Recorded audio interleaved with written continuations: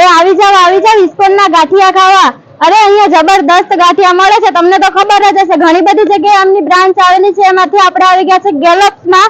અને અંદર કેવી રીતે બને છે એ પણ આપણે જઈએ ને તેમનાથી બધું પૂછીએ. ચાલો જલ્દી. તો આવો આજે આપણે મળીએ એમના મેનેજરને અને એમની પાસેથી થોડું જાણીએ. તો તમારું આ કેટલા ટાઈમ થી અહીંયા છે?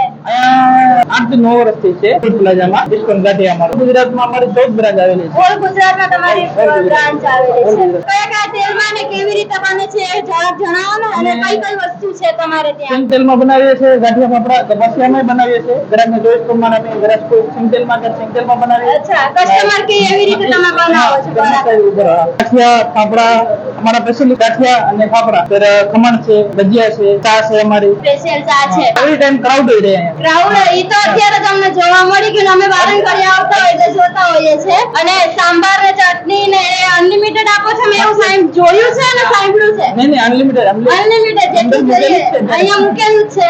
હા, તમારે જોયું એટલે મરચા જીબી હોય અનલિમિટેડ બધું. કોઈને પ્રસંગના ને એવા મોટા ઓર્ડર આપવા હોય તો તે કેવી રીતે તમારો કોન્ટેક્ટ કરે ને એના માટે અમારો લાઈવ કેટરિંગ રાખેલું છે. એનો અમે અંદર નંબર આપેલો છે. આખું ઇસ્કોન ગાંઠિયાનું કેટરિંગ છે, એટલે લાઈવ કેટરિંગ કરીએ છીએ. ઓકે. તો કોઈને પણ એમનો કોન્ટેક્ટ કરવો હોય તો સ્ક્રીન ઉપર તમને નંબર આપી દઉં છું. અને જો તમે અહીંયા ગેલોપ્સમાં આવતા હોય ને તો પાક્કું અહીંયા ઇસ્કોનના ગાંઠિયા ખાવા જરૂરથી આવજો.